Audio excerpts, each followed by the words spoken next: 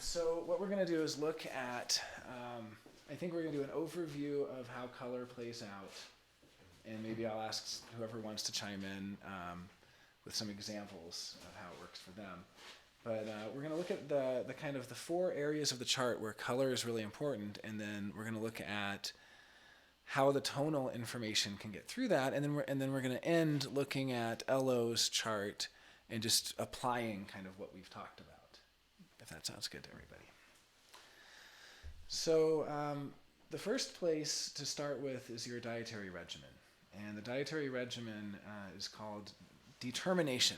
And essentially this is the color of your design, sun, and earth. And so the design, sun, and earth is the primary imprint of the design crystal. It's 70 or 80% of the imprinted information on the design, the prime design crystal of the form. So it's essentially this is what nourishes the brain and the body. And the brain and the body is essentially imprinted in a very specific way. It's imprinted to be able to take in food in a certain way. But in our kind of homogenized world, we lose so much of that potential for cognition. I mean, the brain has the potential to develop for a full 7 years, but most small children, the brain has stopped developing by age 2 or 3. It's completely, it develops in certain ways, but not the way it would otherwise if it were nourished through its correct dietary regimen. So just for an example, some people need cold food. Well, breast milk is not going to be very good for them. Some people, like myself, need to eat in a calm environment. Well, this isn't going to be great. Having to sit around a whole, dinner table with the whole family all the time. So the first area to look at is the design, sun, and earth color. So, I'd be interested to hear what you have to say about your experiments with it. Having the first color. Yeah. First of all, it's hard.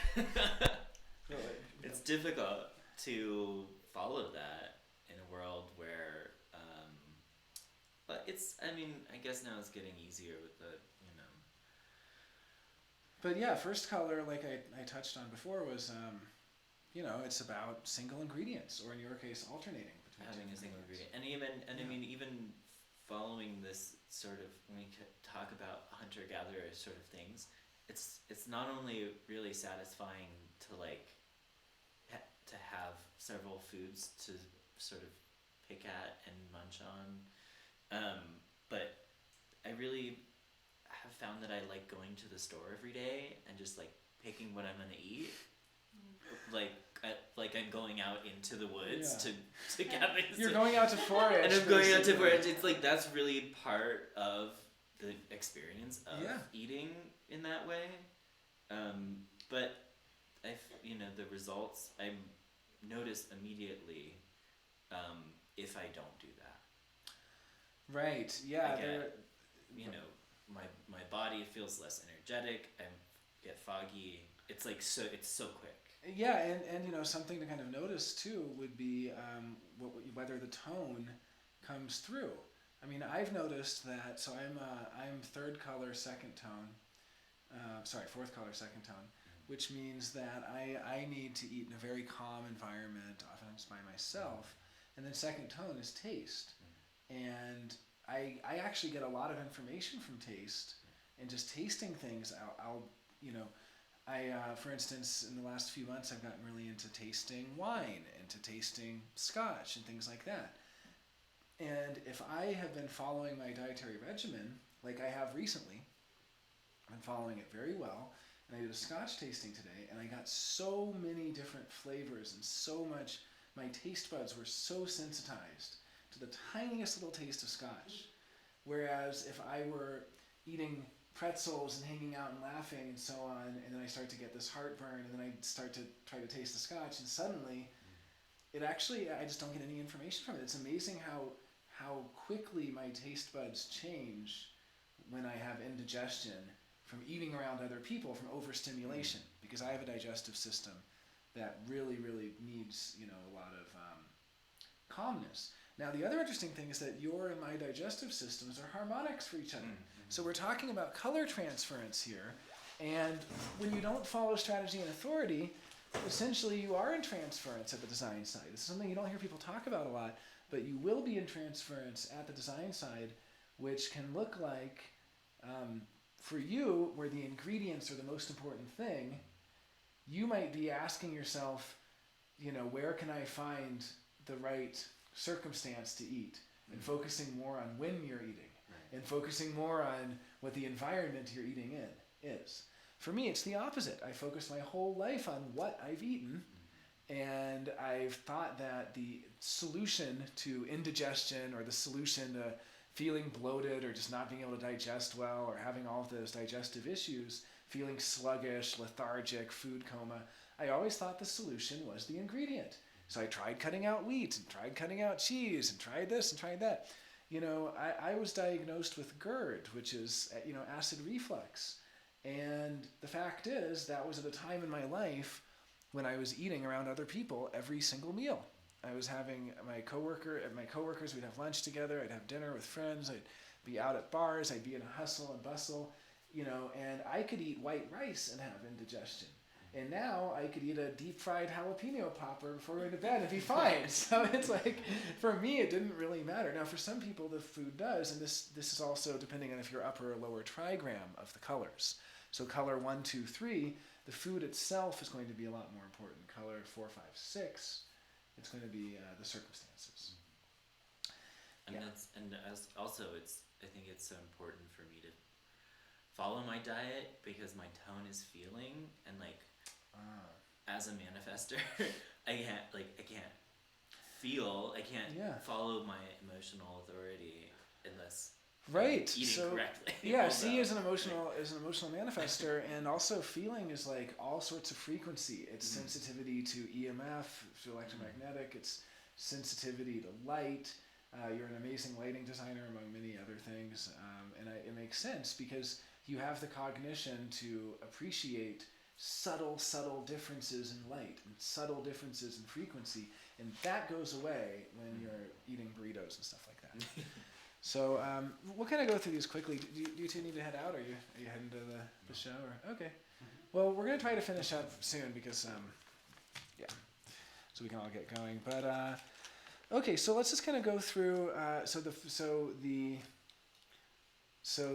SunEarth on the design side is your dietary regimen. This is essentially the imprinting that your DNA has received for the way it wants to take in food. And it also applies to other things. Like you found, this can work. I mean, I would say try one medicine at a time. If you're taking a medicine, try to take one herb for a period of time, or 2 herbs, and you alternate, between the two. And you take one that wakes you up in the morning and one that makes you sleepy at night, and you alternate as you need.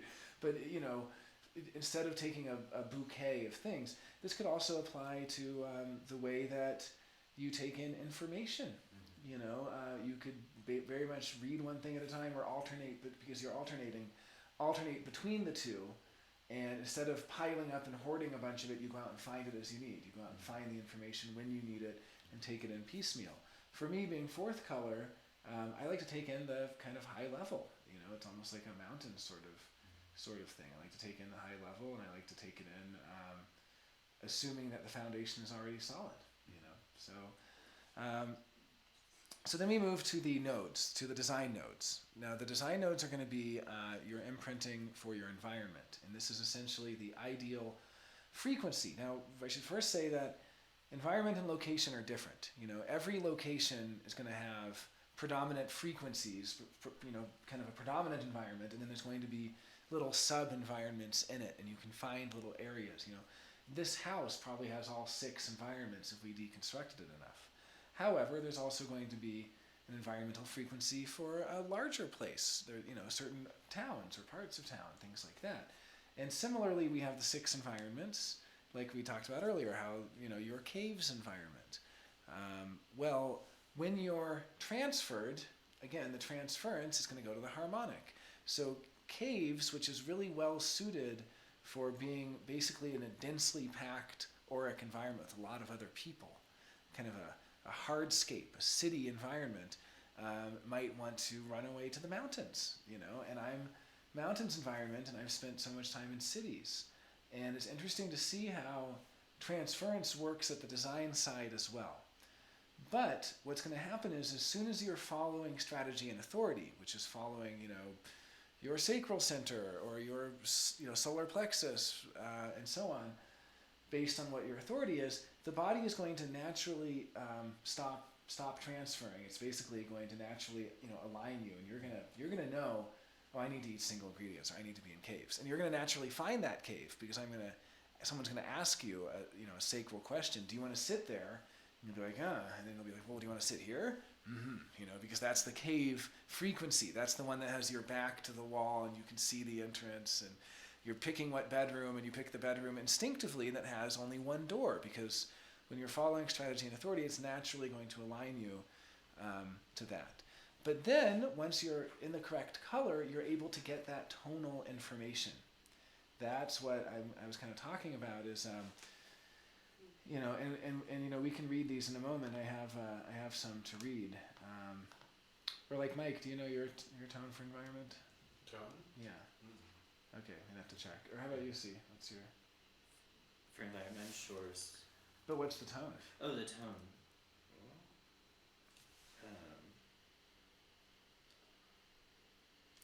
Oops. Where's that?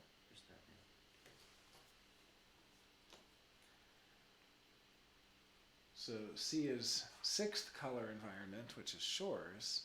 But when you're in that shore, there's going to be certain sensorial information that can come through.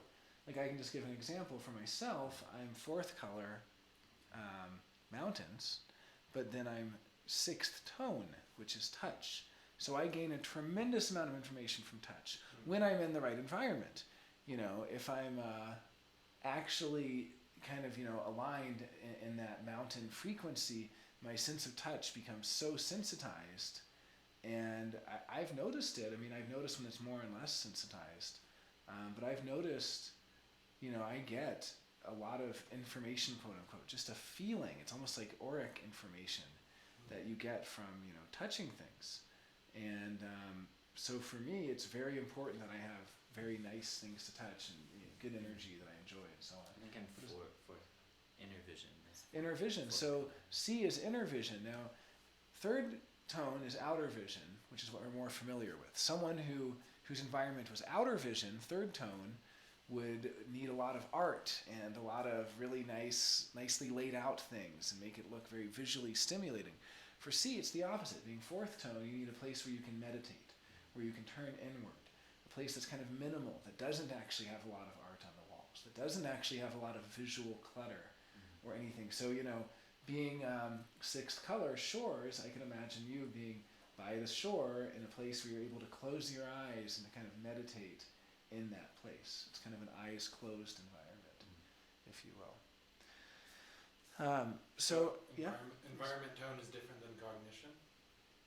Well, it is a cognition. I would say they're all cognitive. All tone is cognitive. Your brain's cognition, traditionally we talk about the design SunEarth.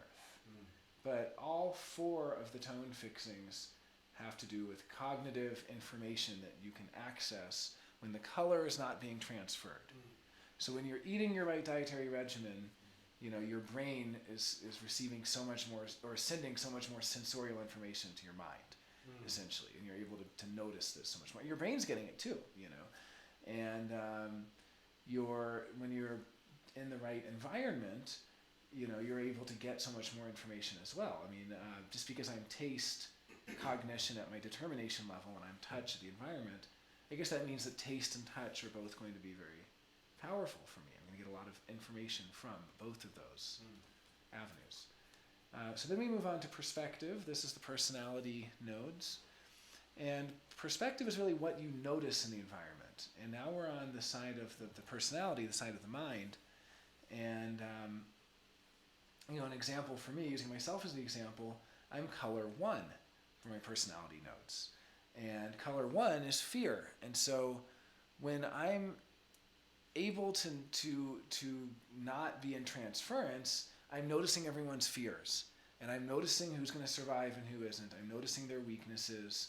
I'm noticing, who has a solid foundation and who doesn't. I'm noticing, who studied and who showed up late for class. That kind of thing. That's what I'm noticing.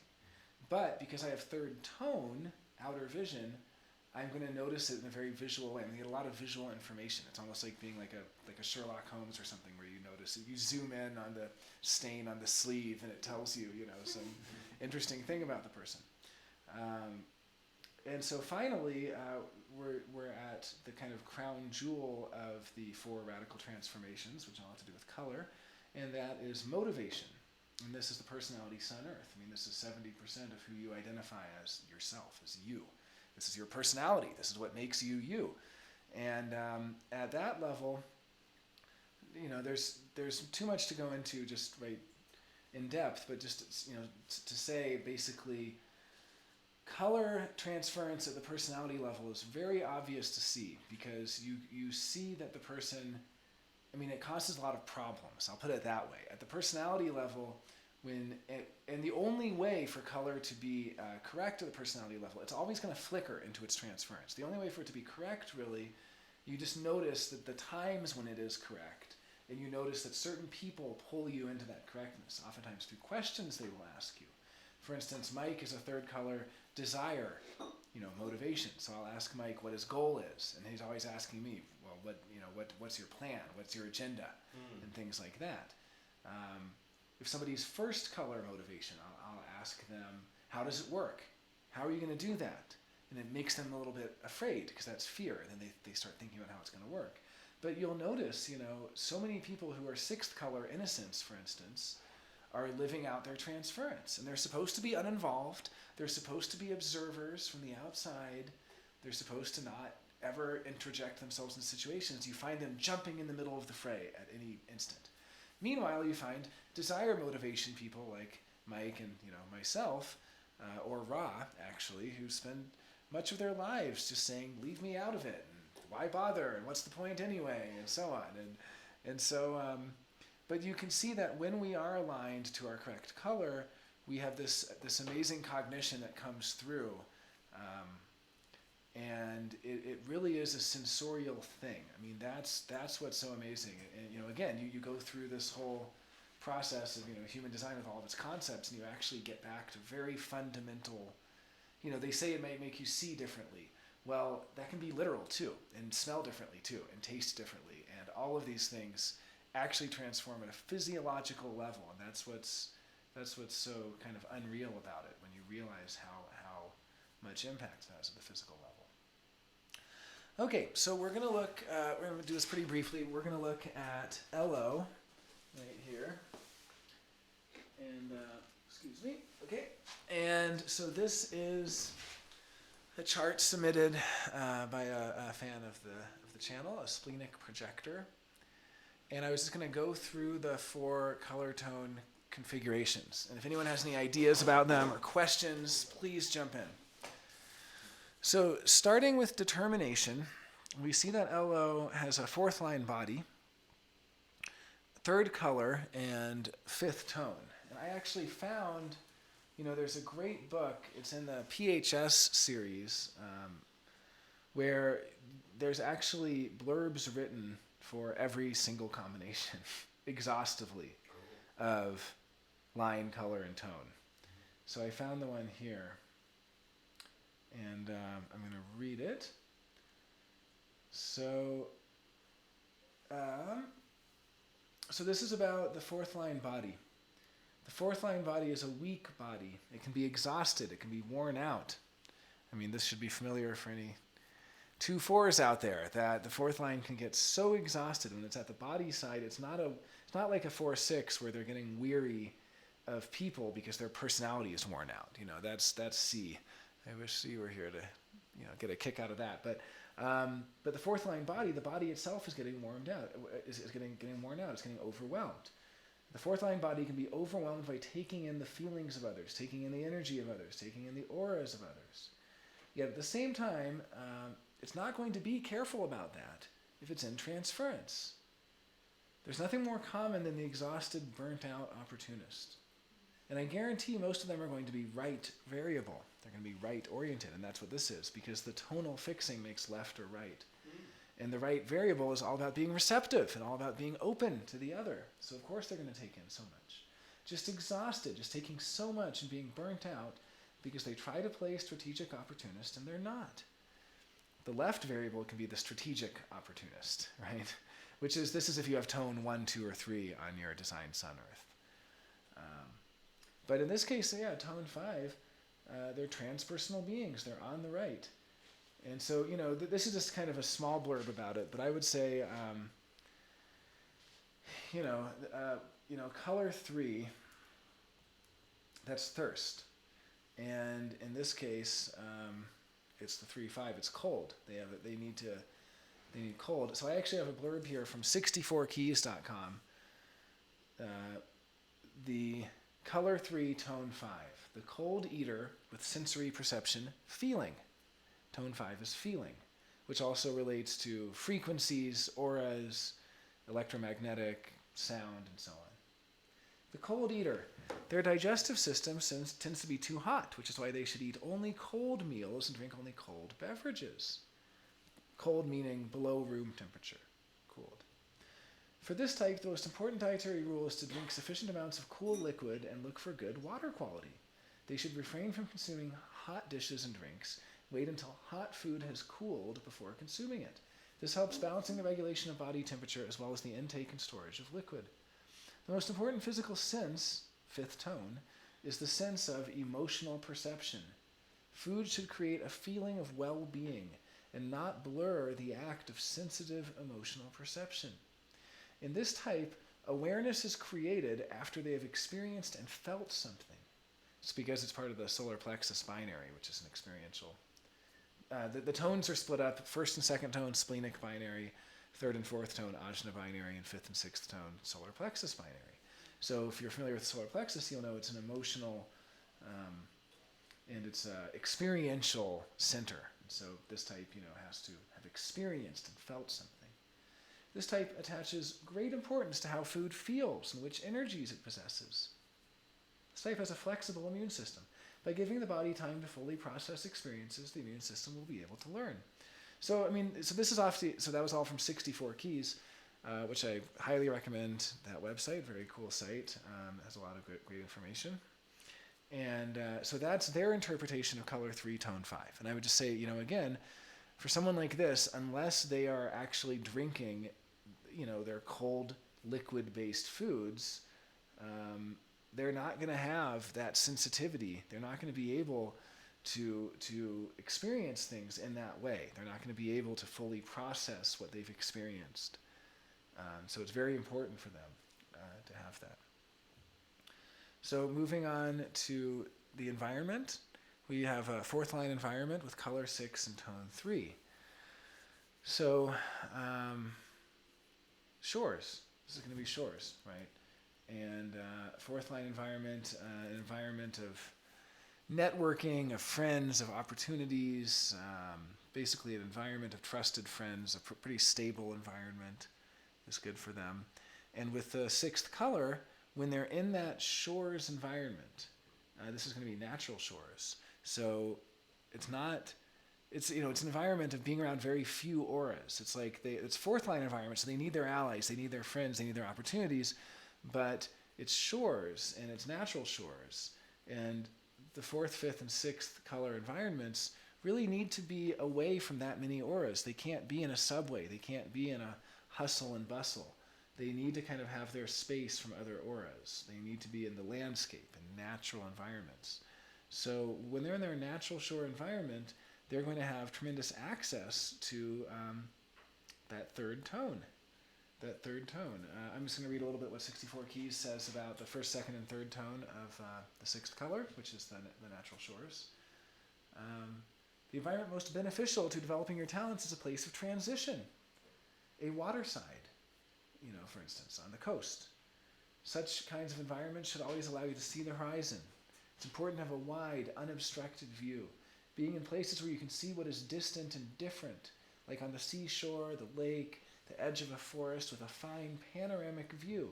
It's those natural environments of transition from one landscape into another, which inspire you to be active and to proactively shape your transformations, both in a literal and figurative sense, provide you with opportunities to be off to new pastures. So what they're talking about here is how active the left variable is. The left tones are very active. And so this is again somebody with a fourth line, so they need their allies, their opportunities. They're in a sixth color environment, which is this natural shores, and they're going to be very active in that environment with the third tone, which is about outer vision. So it's basically visual acuity and aesthetics and visual stimulation and so on. And so, you can imagine a great activity for someone like this would be like painting on the ocean side or something, or sculpting or doing something really visual, and having their friends and their allies involved. Moving to perspective, second line perspective with color 6 and tone 1. So the color 6 perspective is meant to be personal, to not keep track of who's winning and losing. It's meant to be kind of outside of it, kind of aloof. And what's going to happen is, invariably, color 6 transfers to color 3, and that is the political perspective, where the person is keeping track of the winners and losers, and they're paying attention. This is the kind of person who keeps track of who got the check last time, and make sure the next person, make sure that it's fair and all this stuff. They're not supposed to do that. That's the transference. The true color 6 perspective is supposed to be aloof and to see everything as a kind of unique situation, not to see the world in terms of winners or losers, not to see the world politically, but to see it in a deeply personal way, and to not make any comparison, to see it without comparison, not to compare one person to another person, or one relationship to another relationship, or one job to another job, or one house to another house, to live in the singularity and the sort of personal connection. That's what they're noticing. When they do, they'll have tone 1, which is smell. They're going to get a lot of information from smell. And then finally, we have motivation. And so to look at the personality SunEarth chain, we have the second line with the second color and the sixth tone. So I don't know if anybody would like to take a stab at it. I mean, we've already looked at the second line personality. We looked at it last week again. The second line personality is very closed off to most of what's out there and is essentially open to a very narrow channel of what is correct for it. And everyone's constantly telling them what they should do. You should do this. You should do that. But in addition, we now have a second color personality. Second color is hope. So the second color, hope, this is someone who is really here to inspire hope into others, to help others feel hopeful. Hope has this incredible access to the cognitive architecture, when it's correct, of knowing what's worth hoping for, of having a feeling not based on any probabilistic analysis, but purely based on sort of a unique vision for what, or even a taste for what is going to change and what is not going to change. So this is somebody who, when they're correctly motivated and when they're correctly in their hope, by maybe asking them, well, what do you think is going to happen? Or what do you think could happen? What's possible to happen? What are you hoping for? No matter how far-fetched, no matter how seemingly impossible, what are you dreaming for? What are you yearning, and so on? And this kind of hope motivation is the kind of person that's going to open up a restaurant on the edge of town. Everyone tells them, you're crazy, nobody goes there. And they're like, well, in 5 years, everyone will come here because they know it's changing. Or they're the kind of person who knows something will never change. And so they make the decision to leave it behind. And someone says, well, don't you think it would change in a little bit? No, it's never going to change. You find, unfortunately, we never see this kind of pure hope. What you see is fifth color people transferred to hope, to a fake hope, to a false hope. That's the person married to an alcoholic who keeps saying, he'll change, he'll change. That's the, hope is associated with demons because it's the person who's, a gambling addict who keeps hoping they're going to hit that jackpot and, it never works. No, someone like this actually has the true hope, and sadly, because of transference, is going to spend a lot of time in guilt. And when they're in guilt, they're not going to be able to access that tonal architecture. They're not going to be able to access the senses to give them the information they need. When they're in guilt, they're going to see it as, what can I do to fix this? How can I fix this? What action can I take? What can I do? And what's likely to happen? Guilt is a very probabilistic way of looking at things. They're not going to, go for the long shot. They're going to go for the safe bet. But when they are actually in hope, when someone's pulling them into hope, or when they are able to be in hope, what we have is a person who is a second-line personality, very narrow channels for what can actually reach them. And then when it does, it's going to be basically their ability to access what is going to change and what isn't going to change, and what's worth hoping for and what isn't, and ultimately to inspire others to hope and to fill others with hope. And they're going to have that sixth tone, touch, essentially, as a cognitive underpinning. I mean, they're going to be able to access that. They're going to be able to access a lot of information that they would not otherwise have when they're in transference. So that's really what it's about. It's about, you can't change color transference with your mind, but you can notice it as a signpost, particularly at the levels of motivation and perspective. And this is actually incredibly important for projectors, because projectors don't get the same, ability moment by moment to kind of monitor how they're doing and make decisions. For projectors, everything is a much bigger time frame. They're invited to something and they get stuck there for 7 years, and stuff like that. It's not like generators where we kind of check moment to moment with our sacral, or even a splenic manifestor or something like that, or even the emotional manifestor, where once you get clarity, you understand it. For projectors, what they really need for this sort of moment to moment, it's good for all of us, but for projectors, it's very important to notice that color transference and to notice when it's transferred or not. As a projector, notice when you're in desire, notice when you're being pulled into innocence. Notice who pulls you into desire or innocence. Which of your friends say, don't bother, that's none of your business, stay out of it. Which of them say, what are you going to do? How are you going to make this better? Or I guess that's kind of a guilt question, but still, there's a similarity between desire and guilt in that they both have to be kind of actively involved. So, which of your friends are going to say, well, what's your plan? And pull you into that desire. What do you want out of it? Yeah, what do you want out of it? Good, great, yeah. What do you, but desire doesn't have to be selfish. It could be, but yeah, I guess, yeah, it could be what does the situation call for, basically? What action is required? So anyway, this is just kind of something to think about. I would say in closing, as long as you're following strategy and authority, this gives the mind something to watch, because the mind really loves to have something to do. And it hates human design that says, no, you can't make decisions anymore. You're no longer supposed to be hyper-vigilant, making decisions all the time. Well, you need something to do, so you can watch this color transference. You can watch it play out, particularly at the personality side. And you can also notice how you basically start to access cognitive superpowers through your senses when you're no longer in color transference, and just how much we take it for granted that our senses are going to give us a steady stream of information without realizing we have to be sensitized to that. We are dulling our senses when we're not eating correctly. We're dulling our senses when we're not in the right environment.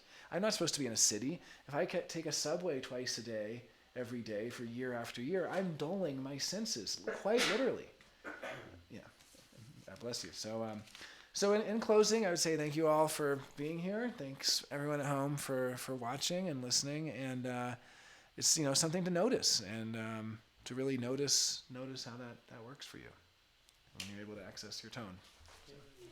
Thank you. Thanks a lot. Any comments? Anybody have any ideas about anything? Or?